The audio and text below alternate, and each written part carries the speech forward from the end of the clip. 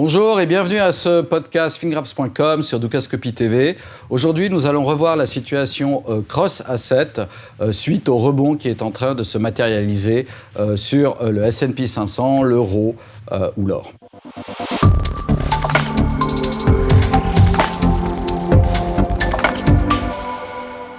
Nous allons pour ça utiliser une mosaïque sur notre plateforme fingraps.com où nous avons mis le mini S&P Future, l'euro US dollar, le note 10 ans Treasury américain et l'or. Et nous le montrons ici sur un graphique daily pour la perspective sur les prochains mois et sur un graphique hourly pour la perspective sur les prochaines semaines.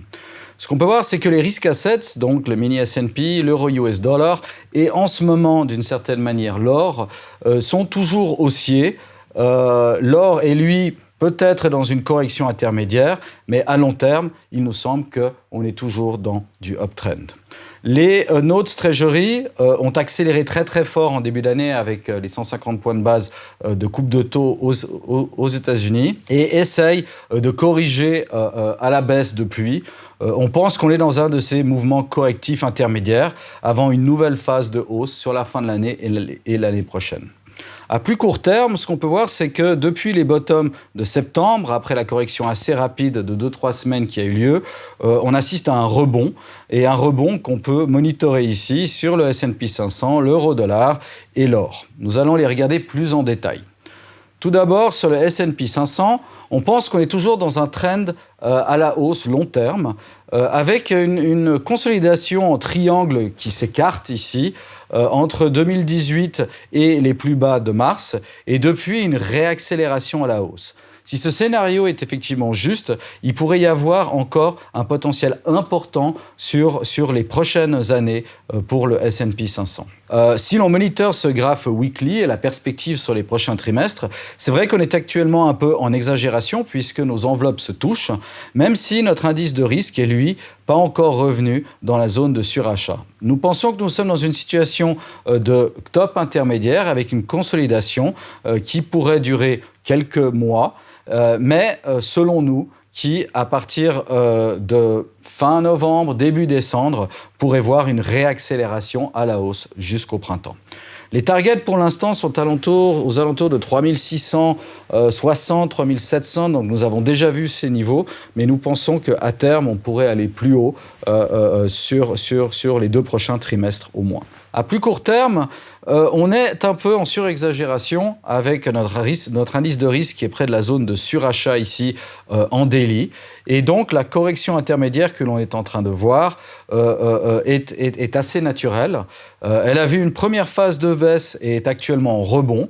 Pour l'instant, l'indicateur de tendance nous donne toujours un uptrend et nous pensons que cette situation pourrait perdurer jusqu'à l'année prochaine. Cependant, le rebond actuel ne devrait pas créer une dynamique haussière assez importante pour éviter un nouveau retracement. Et nous pensons que d'ici fin octobre, on pourrait voir une nouvelle phase de baisse qui pourrait durer 2-3 semaines jusqu'à début mi-novembre et potentiellement revenir sur les plus bas, peut-être voire un peu plus bas que les bottoms que l'on a vus fin septembre. On peut essayer de monitorer ce scénario d'une manière plus précise ici sur le hourly qui est en train d'accélérer à la hausse, qui pourrait aller rechercher des niveaux au-dessus de 3560, voire aller faire des plus hauts ici sur la prochaine semaine à 10 jours, puis ensuite, étant alors sans doute en exagération, recorriger pour 2-3 semaines sur début mi-novembre, potentiellement vers les plus bas que l'on aurait fait en septembre,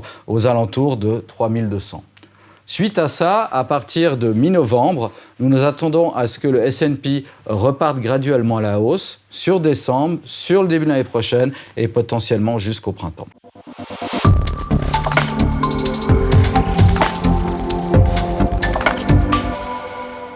Sur l'euro US dollar, il nous semble que nous sommes dans une situation assez similaire.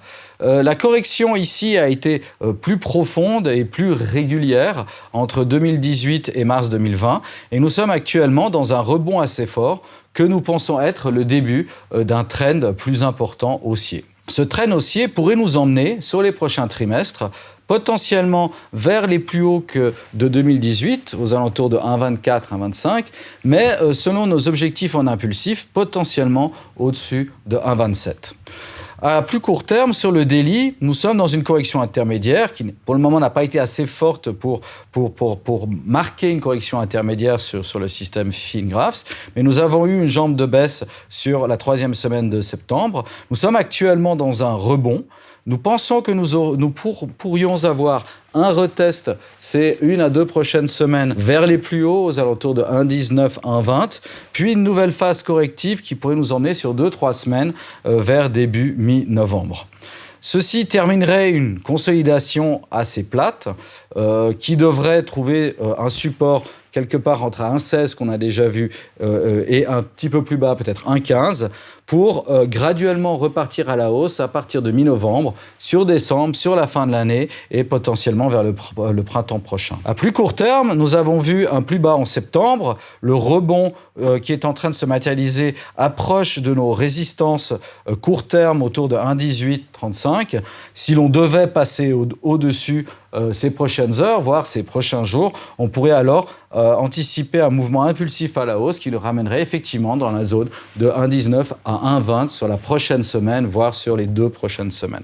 Pour les Treasury Notes, nous sommes dans un mouvement haussier très fort qui a commencé avec le retournement de politique de la Fed en 2018 et qui s'est accéléré cette année avec les 150 points de base de coupe de la Fed en mars. Nous pensons que le trend n'est pas encore terminé et pourrait nous emmener sur le printemps prochain. Nous sommes actuellement dans une correction intermédiaire à assez haut niveau ce qui est justifié par les exagérations qu'on voit ici sur nos enveloppes et sur notre indice de risque. À plus court terme, cette consolidation pourrait durer peut-être encore quelques semaines, potentiellement revenir dans la zone de 1,37, voire 1,35, ce qui nous mettrait quelque part entre les plus bas de juin et les plus bas de mars, et puis ensuite repartir à la hausse à partir du mois de novembre, potentiellement sur décembre et sur le début, voire le printemps de l'année prochaine. À plus court terme, nous sommes en exagération ici. Nous pensons qu'on pourrait traîner un peu à ces niveaux, ensuite retester un petit peu plus bas vers le bas des 1,38, potentiellement sur le début du mois de novembre, puis repartir à la hausse à partir de mi-novembre. Donc le Orly est un petit peu moins négatif ici à court terme que ce que le daily nous annonce. En général, nous pensons que toute la période qui s'est matérialisée entre mars et maintenant est une consolidation à haut niveau et que derrière, on devrait voir encore une jambe de hausse sur le Treasury Notes et donc une jambe de baisse sur les Treasury Yields jusqu'au printemps. Enfin, on va s'atteler à regarder l'or et si effectivement les taux d'intérêt restent relativement bas jusqu'au printemps, l'or devrait continuer à performer. Il a déjà été très très fort ces 2 dernières années. Nous pensons qu'il a fait un top intermédiaire cet été. Il avait atteint ses objectifs et les enveloppes se touchaient. Mais par contre, l'indice de risque n'est pas encore suracheté et on pense qu'il pourrait continuer à la hausse jusqu'au printemps. Nous sommes actuellement dans une consolidation intermédiaire qui a fait un plus bas fin septembre proche des 1800, ce qui est plus ou moins notre support sur ce graphique daily sur les prochains mois. Et nous pensons que ce support aux alentours du bas des 1800 devrait tenir.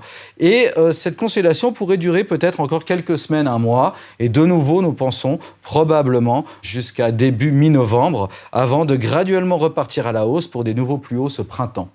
Nos impulsifs à la hausse, nos targets en impulsifs à la hausse ont été atteints sur le weekly. Maintenant, si on devait calculer les impulsifs de nos super impulsifs, qui est le maximum de ce qu'on calcule, ils pourraient nous emmener jusqu'à 2300 sur le printemps sur l'or. À plus court terme, nous sommes actuellement dans un rebond qui essaye d'accélérer. La résistance est aux alentours de 1931. Si l'on devait passer au-dessus, il est possible qu'on aille sur la prochaine semaine, voire les prochaines 2 semaines, rechercher le haut des 1900 pour ensuite corriger à nouveau sur début mi-novembre et potentiellement vers les plus bas, peut-être marginalement plus bas que ce qu'on a vu fin septembre. Je vous remercie de votre attention et je vous souhaite une bonne semaine de trading.